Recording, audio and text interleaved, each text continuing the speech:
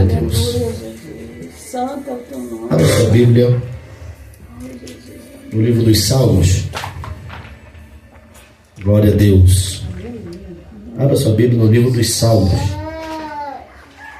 de número 23.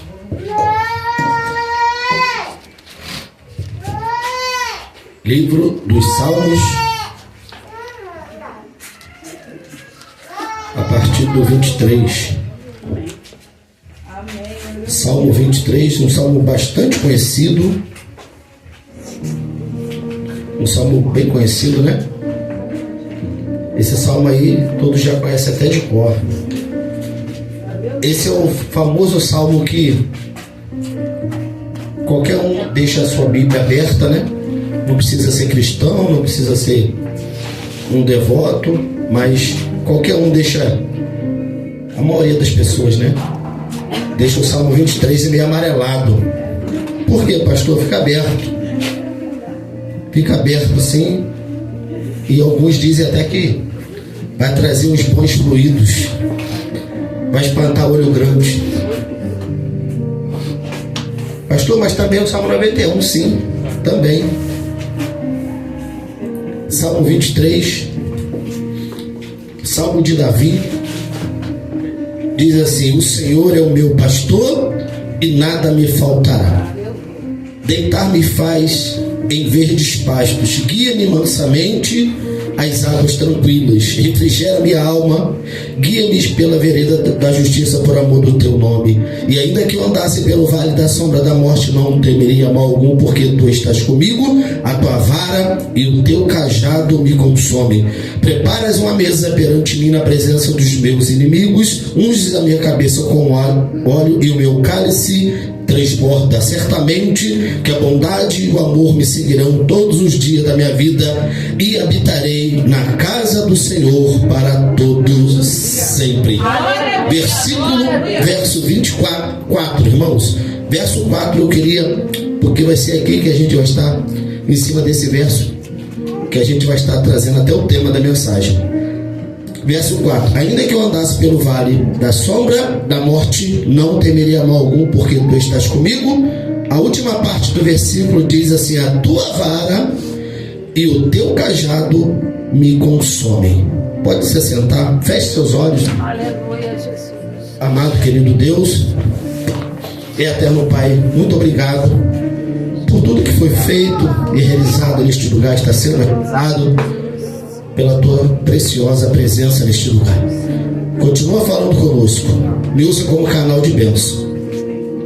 Prepara agora para o coração de cada ouvinte. Aleluia.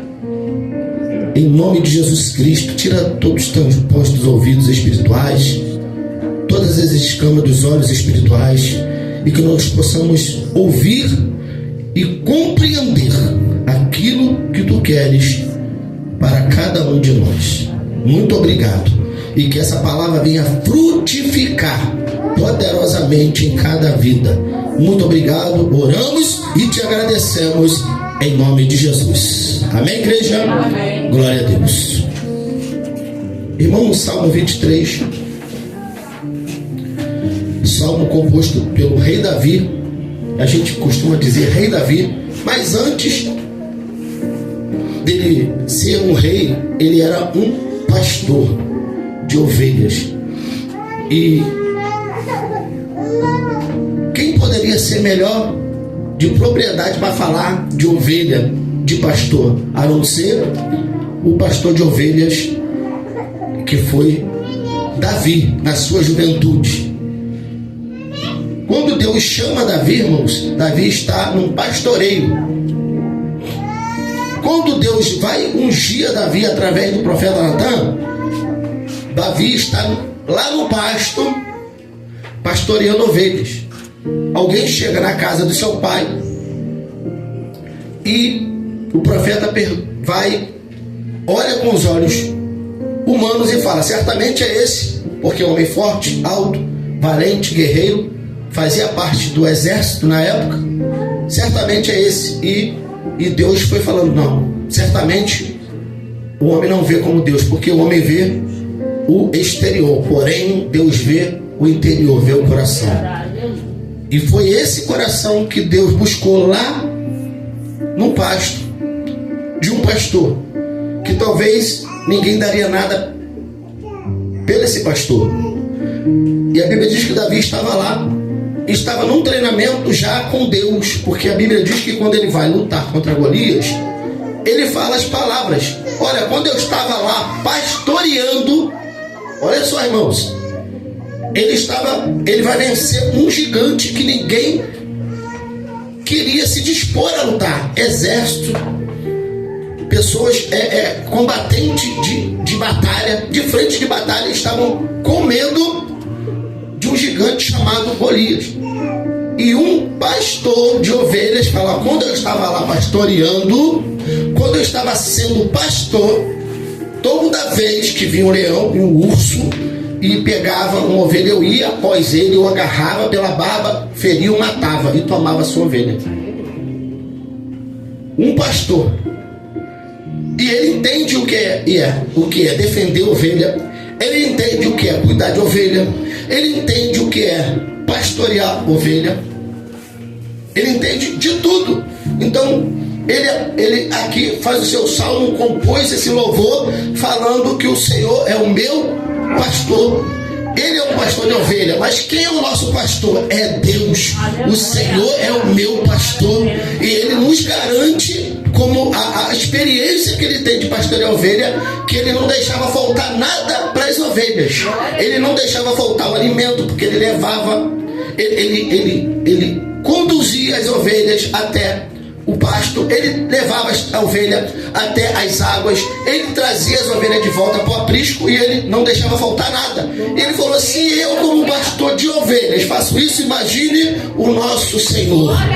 E por isso que ele começa o salmo falando: o Senhor é o meu, é o nosso pastor, e nada vai nos faltar. Deus te diz nesta noite: nada falta na tua vida, porque tu tens o bom pastor, que é o Senhor, na minha e na sua vida. Você crê nisso, irmãos, nessa manhã? Que o Senhor é o nosso bom pastor e nada nos tem faltado. Obrigada. Nada nos tem faltado.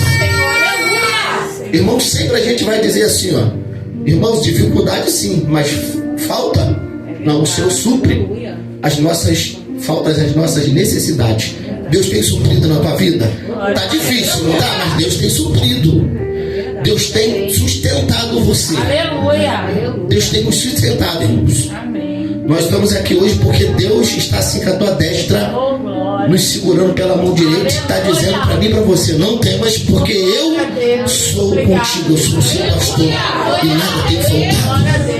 E ele diz assim, olha só, eu queria ler algumas partes do Salmo. Não vou ler o Salmo todo, porque senão a gente vai ficar aqui muito tempo. Deitar-me faz em verdes pastos. Irmãos, você sabia que uma ovelha, para deitar no pasto,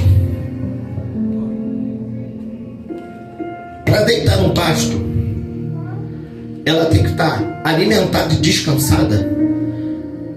Pastor, mas se ela está deitando é porque ela está... Não. Para ela deitar no lugar a ponto dela descansar, é porque ela está com a sua mente descansada. Ela sabe que o lugar é tranquilo. Ela sabe que o lugar é tranquilo para ela deitar. Ela não deita em qualquer lugar. A ovelha não deita em qualquer lugar. E para ela deitar, ela tem que estar alimentada. Ela tem que estar com o alimento em dia. Ela tem que estar com a sede saciada. Para ela, e não somente isso. Espera aí, ela está com a barriga cheia. Ela está saciada de água, de sede. Então isso já basta para ela deitar para descansar, não. Ela tem que estar segura de onde ela está. E o pastor, como Davi, ele levava ela até esses lugares tranquilos. Então ela sabia que ele ia levar elas para o lugar, para elas estarem com as suas vidas ali tranquilas. Por isso que o salmista vai dizer: deitar me faz em verdes pastos. Aleluia. O pasto ali está verde, mas se ela está deitando, irmãos, é porque ela já está alimentada. Aleluia. O pastor tem te alimentado, não tem deixado faltar nada. E quando eu falo alimentado, irmãos, é espiritualmente falando. Deus tem dado palavra, Deus tem dado alimento, Deus tem dado para você se alimentar. Aí, pastor, por que eu tenho que descansar? O salmista fala: descansa no Senhor. Aleluia. E espera somente nele, e o mais ele fará. Amém? Tem que descansar. Irmãos, tu já fez, tu está alimentado, Deus tem te dado já a palavra. Irmãos, agora é só descansar, é só descansar no Senhor, é só esperar nele. Não espera no homem, não espera na palavra humana, mas espera porque a palavra é do Senhor. Então espera nele, descansa nele. Deitar me faz em verdes pastos. Irmão, porque tem gente tão atribulada com as coisas, né? O mundo hoje faz com que a gente fica ansioso. A pessoa não descansa.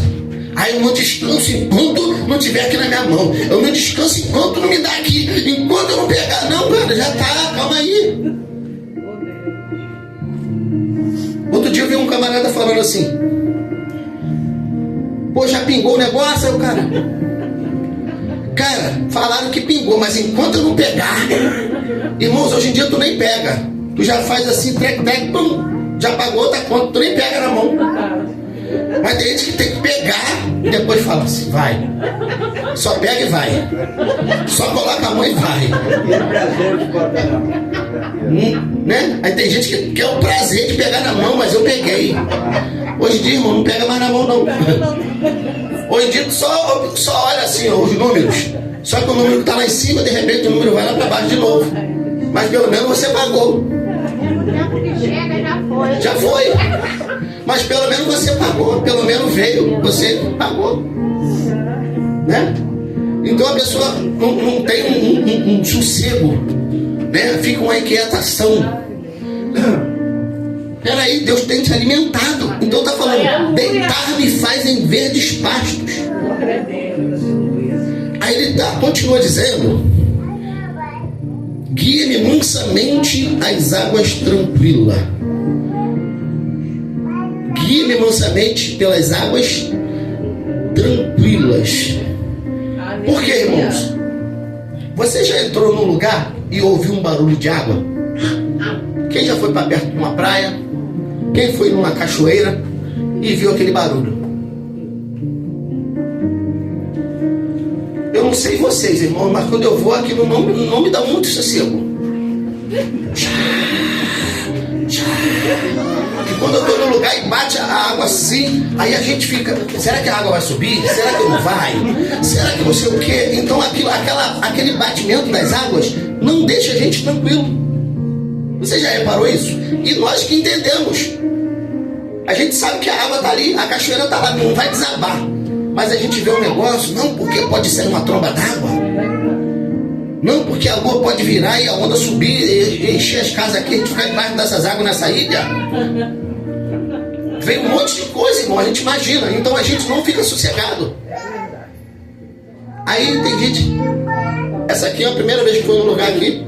Aí ela falou: ah não, aquelas águas batendo, não dá para dormir direito. Mas é um barulho até gostoso, ficar chuar e chuar a noite toda.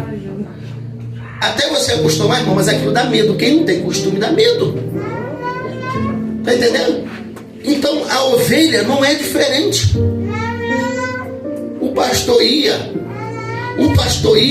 levando as ovelhas. O pastor Davi ia levando as ovelhas. Só que a água muito movimentada, ele sabia que as ovelhas não descansavam, não paravam para beber água, não abaixava a cabeça. Então ele tinha que conduzir as ovelhas até um lugar onde a água fosse ser mais suave possível. Ou seja, onde menos a água fazia barulho. Está entendendo, igreja? Porque ele está dizendo aqui, ó: guia-me mansamente às águas tranquilas. É aquela água que já parou de fazer o barulho. Aí a ovelha está: opa, que calmaria. Aqui ela bebia água, ela tinha descanso.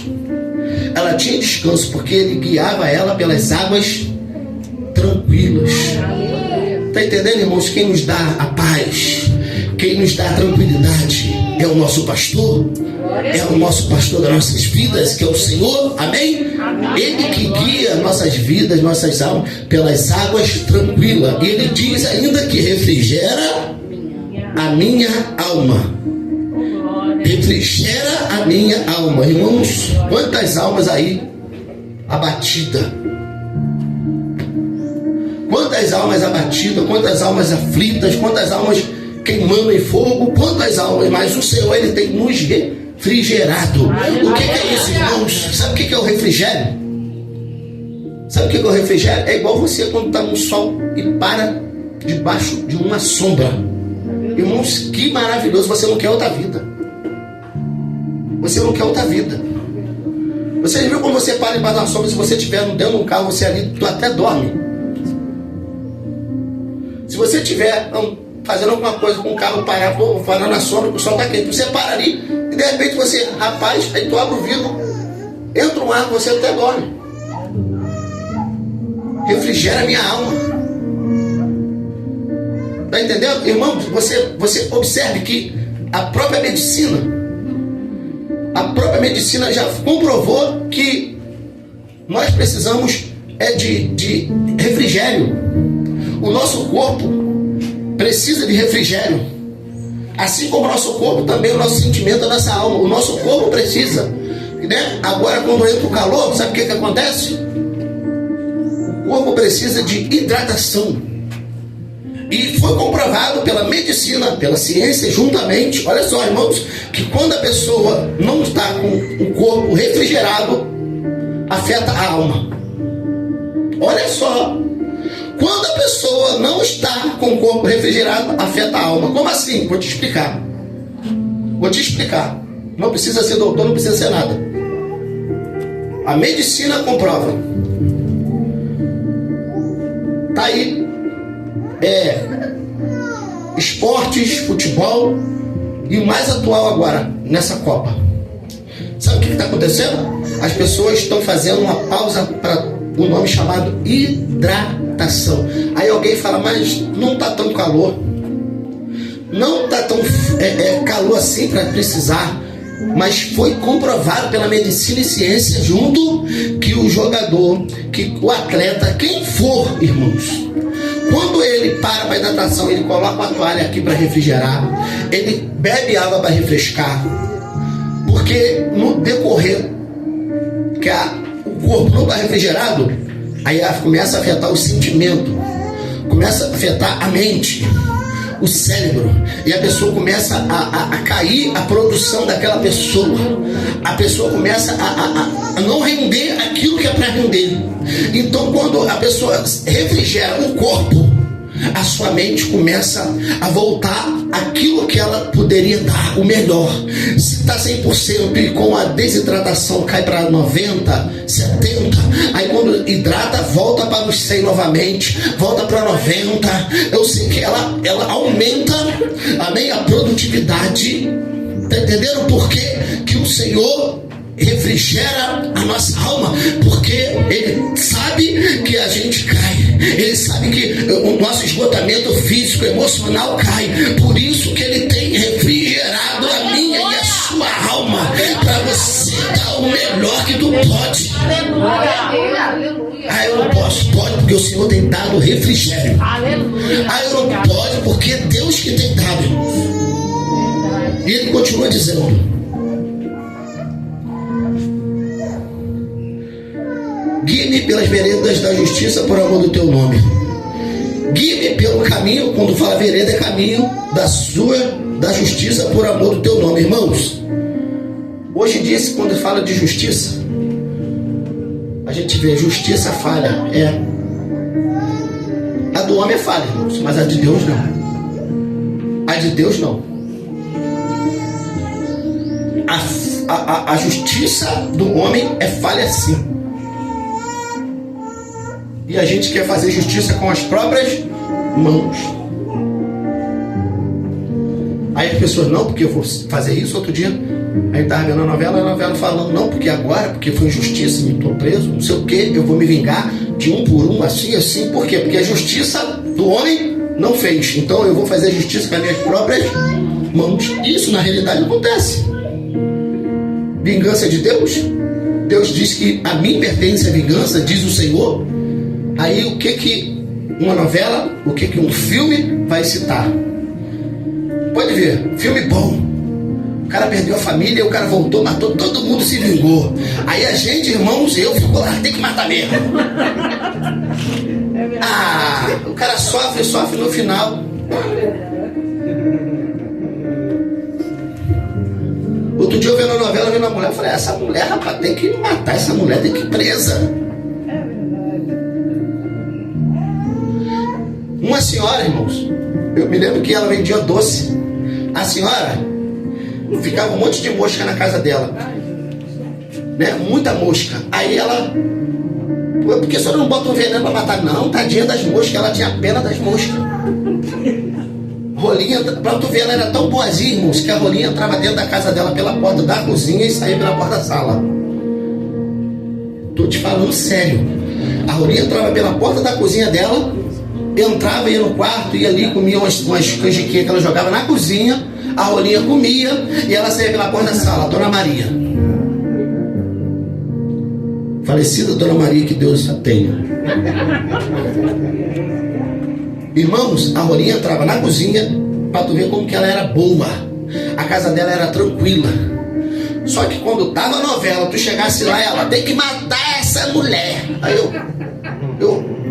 essa mulher que não mata uma mosca, que não mata uma barata, mas vendo uma novela, não, tem que matar, ela tem que morrer, ela é ruim. Tá entendendo, irmãos? O que o mundo faz? O que induz? Né? Mas aí a justiça, a Bíblia diz que pelo amor da justiça, versículo de número 3, guie-me pelas veredas da justiça, por amor do teu nome, é por amor de Jesus, irmão. Peraí, Jesus estava na cruz, sabe o que ele disse? Senhor, perdoa porque eles não sabem o que fazem. Ele poderia falar, Senhor, mata todo mundo. Quando Pedro puxa a espada e corta a orelha de Malco, Jesus falou assim, se eu quisesse, meu pai enviaria aqui anjos para me guardar, mas tem que cumprir. Guarda a tua espada, Pedro. Deus é justiça, Deus sabe. Tá entendendo, irmãos? Agora vai chegar onde eu quero, irmãos. Ainda que eu andasse pelo vale da sombra da morte, eu não temerei mal algum, porque tu estás. Ainda que eu andasse, ainda que nós andamos, irmãos, pelo vale da sombra da morte. O que é isso? O que é o vale da sombra da morte? E uma doença, mas tem gente que morre dessa doença. Ainda que eu andasse pelo vale da sombra da morte, não temeria mal algum, porque Deus está contigo. Aleluia. Pastor, mas eu estou doente, mas Deus é contigo. Mas e se eu morrer? Deus é contigo. E se eu morrer, tu está nos braços do Senhor. Mas eu tenho medo de morrer, irmão. Tem que ter medo da morte quando está longe do Senhor. Agora, quando está perto, por que ter medo? Nós não temos que ter medo da morte, porque a morte para o cristão é vida eterna. Morte para quem não tem Deus é morte eterna. Mas para quem está com Jesus é vida eterna. Então não temos que ter medo. Tem gente que quando fala, eu não gosto de falar do Apocalipse, eu tenho medo e vai voltar e vai escurecer, meu Deus, e eu vou morrer. Irmão, tu vai morrer, tu está na glória. Oh, glória a Deus por isso.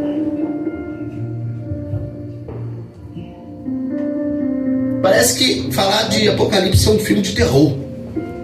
12 cabeças, 12 braços, 12 isso, né? Aí ele vai falar assim, ó: a tua vara e o teu cajado me consolam. Irmãos, vara e cajado é a mesma coisa?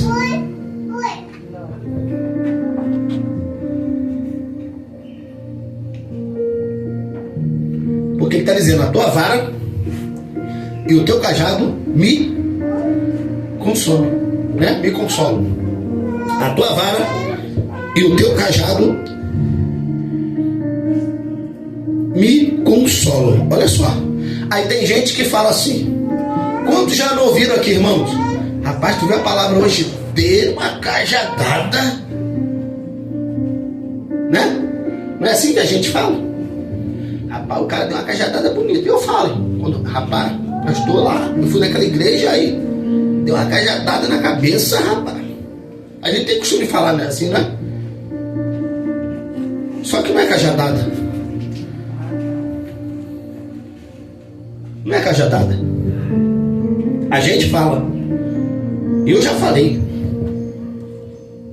A diferença é que ele está afirmando que a tua vara e o teu cajado me consolam. Eu nunca vi alguém levar uma cajadada e irmão falar: estou consolado. Estou com um galo, mas estou consolado. Eu nunca vi alguém levar uma cajadada na cabeça e falar: rapaz, me deram um consolo. Estou satisfeito. Outro dia eu vi um camarada, o policial pegou, rapaz, aquele cacetete de borracha. Aí os caras ficaram fazendo zigue-zague com a moto. Rapaz, aí o policial mirou um e falou: um eu pego. Ele foi naquele. Ele pegou a borracha e lepe. Aí o cara caiu, ele lepe. Quando o cara levantou, as costas dele estavam cheias de vergão assim. E ele só mirou aquele, irmãos. Só mirou um. Aquele um deu uma falta de sorte. Pegou, né? Aí, ou seja, aquilo dali, irmãos, é uma vara. Não é cajado. Porque o cajado, quando ele fala tua vara e o teu cajado me consolam, ele está falando que mesmo a vara, porque vou te explicar qual a diferença. A vara, em outras versões ou em algumas falas, se fala de bordão. O bordão, o cajado é alto e ele tem uma inclinação assim, né? A diferença do cajado para a vara ou bordão. O cajado, ele tem uma inclinação assim que a pessoa se escorava, né? E ele tinha uma envergadura, como esses guarda-chuva, que tem um cabo envergado.